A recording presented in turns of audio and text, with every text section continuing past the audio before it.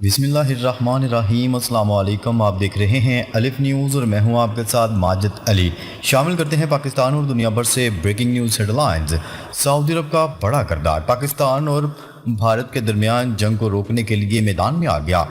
اس وقت خطے کی فضا سخت کشیدہ ہے، بھارت اور پاکستان کے درمیان جنگ کا خطرہ منڈلا رہا ہے۔ ایسے میں سعودی عرب نے ایک ذمہ دار عالمی طاقت کے طور پر انتہائی اہم اور بر وقت کردار ادا کیے ہیں۔ سعودی ولی عہد شہزادہ محمد بن سلمان کی جانب سے جاری کردہ ایک ہنگامی پیغام میں دونوں ممالک پر زور دیا گیا ہے کہ جنگ سے مکمل اجتناب کریں، کشیدگی کو کم کریں اور تمام معاملات کو مذاکرات کی میز پر حل کیا جائے۔ سعودی قیادت کا موقف ہے کہ پڑوسی ممالک کی ذمہ داری ہے کہ وہ امن و استحکام کو ترجیح دیں، نہ کہ طاقت کے استعمال کو۔ انہوں نے واضح الفاظ میں کہا ہے کہ اس صورتحال میں لاکھوں جانیں خطرے میں ہیں اور جنگ کسی کے حق میں نہیں ہوگی۔ سعودی عرب نے نہ صرف کھلے عام ثالثی کی پیشکش کی ہے بلکہ بیک چینل ڈپلومیسی کے ذریعے بھی بھارت سے مسلسل رابطے میں ہے تاکہ کسی طرح معاملہ ڈی ایکسیلیٹ کیا جا سکے، لیکن بھارت نے تمام ثالثی کی کوششوں کو مسترد کر دیا۔ مبصرین کا کہنا ہے کہ سعودی عرب کی اس پیشکش کے بعد اب یہ واضح ہو چکا ہے کہ خطے کی بڑی طاقتیں جنگ کے سخت خلاف ہیں اور امن کے حق میں ہیں۔ سعودی عرب کی اس مداخلت کو چین، ترکی، قطر اور روس سمیت کئی ممالک کی حمایت بھی حاصل ہے، لیکن افسوس کے ساتھ کہنا پڑ رہا ہے کہ بھارت کی طرف سے جنگ کی تیاریوں میں شدت آ رہی ہے، جس کے بعد عالمی سطح پر تشویش بڑھتی جا رہی ہے۔ ناظرین، اس وقت جب دنیا کے کئی ممالک خاموش ہیں، سعودی عرب نے کھل کر امن، رواداری اور مذاکرات کی حمایت کی ہے۔ یہ ثابت کرتا ہے کہ سعودی عرب صرف ایک خلیجی طاقت ہی نہیں بلکہ بین الاقوامی امن کے لیے بھی سنجیدہ کردار ادا کر رہی ہے۔ خبر کے اگلے حصے میں بات کرتے ہیں۔ امریکہ نے بھارت کے ساتھ $13 کروڑ کا دفاعی معاہدہ طے کر لیا۔ خطے میں کشیدہ صورتحال کے دوران امریکہ نے بھارت کے ساتھ $13 کروڑ کا دفاعی معاہدہ بھی منظور کر لیا ہے۔ امریکی دفاعی معاہدہ کرنے والے ادارے ڈیفنس سیکیورٹی کوآپریشن ایجنسی نے بھارت کے ساتھ $13 کروڑ کے دفاعی معاہدے کی منظوری کا اعلامیہ جاری کیا۔ ڈیفنس سیکیورٹی کوآپریشن ایجنسی کے مطابق سمندری ویژن سافٹ ویئر اور تربیت شامل ہے۔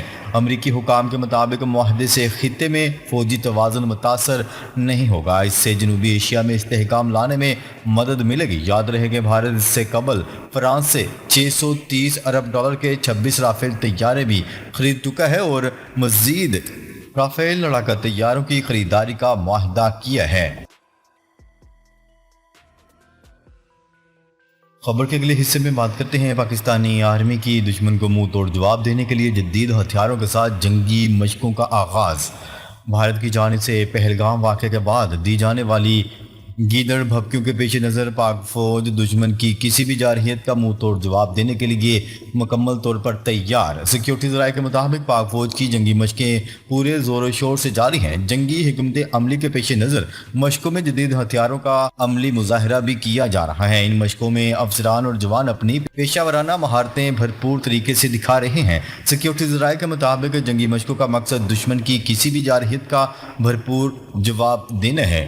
اس سے قبل 29 اپریل کو پاکستان نے بھارت کو عملی طور پر منہ توڑ جواب دیا تھا۔ پاک فوج نے لائن آف کنٹرول پر ایک ہی روز میں بھارتی فوج کے 2 کوارڈ کاپٹر مار گرائے تھے۔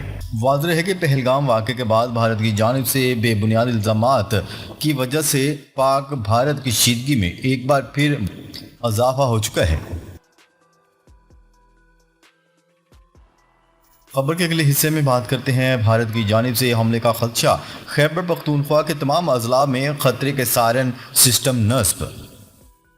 بھارت کی جانب سے حملے کا خدشہ، خیبر پختونخوا کے تمام اضلاع میں سائرن نصب۔ ہنگامی طور پر کیے گئے فیصلے کے نتیجے میں بر وقت اطلاع دینے کے لیے صوبے میں 50 سائرن سسٹم نصب کر دیے گئے۔ تفصیلات کے مطابق پاک بھارت کشیدہ صورتحال میں اضافے کے پیش نظر خیبر پختونخوا حکومت کی جانب سے ہنگامی اقدامات کا آغاز کر دیا گیا ہے۔ میڈیا رپورٹ کے مطابق صوبائی حکومت کی جانب سے کسی بھی ناخوشگوار واقعے کی بر وقت اطلاع کے لیے 50 سائرن سسٹم نصب کر دیے گئے ہیں۔ سائرن سسٹم صوبے بھر کے مختلف اضلاع میں نصب کیے گئے ہیں۔ ایبٹ آباد، ڈی آئی خان اور پشاور سمیت 7 اضلاع میں 4 سائرن لگائے گئے ہیں، جبکہ صوبے کے باقی تمام اضلاع میں ایک سائرن نصب کیا گیا ہے۔ صوبائی حکومت کے مطابق عوام کو بر وقت آگاہ رکھنے اور کسی بھی فضائی حملے کے بارے میں اطلاع دینے کے لیے سائرن سسٹم بحال رکھنے کی ہدایت کی گئی ہے۔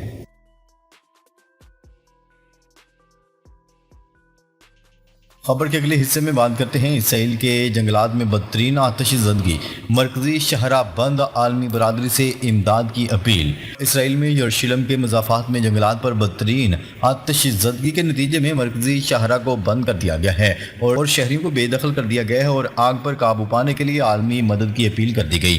غیر ملکی خبرساں ادارے روئٹرز کی رپورٹ کے مطابق مقامی ٹی وی پر جاری فوٹیجز میں دیکھا گیا ہے کہ یروشلم سے تل ابیب جانے والی مرکزی شاہراہ آگ کی لپیٹ میں ہے اور لوگ اپنی گاڑیاں چھوڑ کر بھاگ رہے ہیں۔ رپورٹ میں بتایا گیا ہے کہ مرکزی شاہراہ میں سفر کرنے والے اسرائیلی آگ کے شعلوں سے بچنے کے لیے گاڑیاں چھوڑ کر بھاگ نکلے اور دھوئیں سے اطراف کا پہاڑی علاقہ ڈھک گیا ہے۔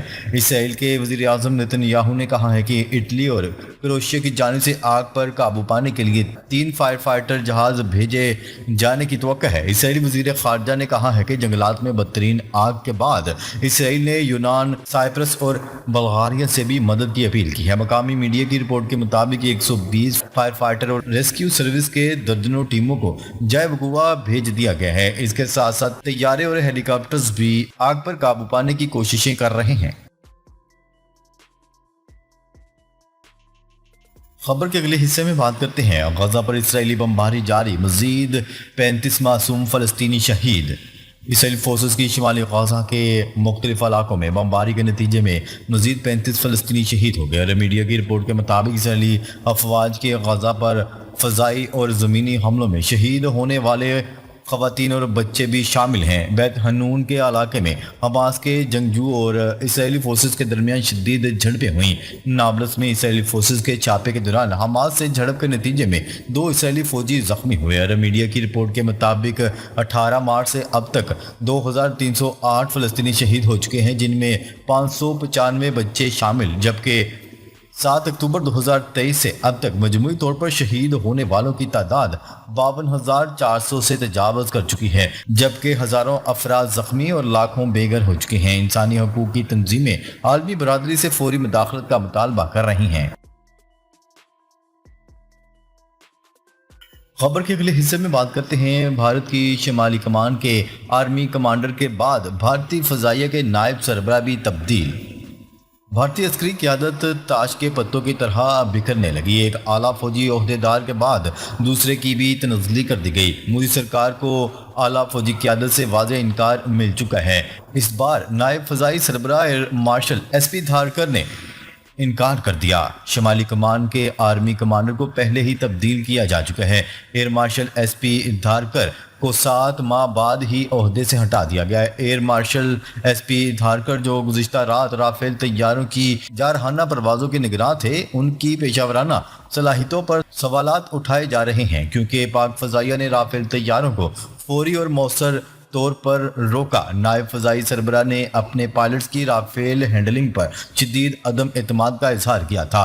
بھارتی رافیل طیارے پاکستانی جدید ریڈار کے سامنے بے بس ہوئے اور راستہ بھول گئے۔ لائن آف کنٹرول کو جارحانہ طور پر کھوجنے کا ٹاسک لیے رافیل کو پاکستانی ریڈارز نے جام کر دیا۔ طیارے ایک اور آپریشن سوئفٹ ریٹارڈ کا شکار ہو گئے۔ خیال ہے کہ پہلگام فالس فلیگ کے بعد یہ دوسری بڑی عسکری تبدیلی ہے۔ اعلیٰ فوجی قیادت میں تیز رفتار تبدیلیاں بی جے پی کے فاشسٹ ایجنڈے اور افواج کی پیشہ ورانہ خود مختاری کے درمیان بد اعتمادی کا ثبوت ہیں۔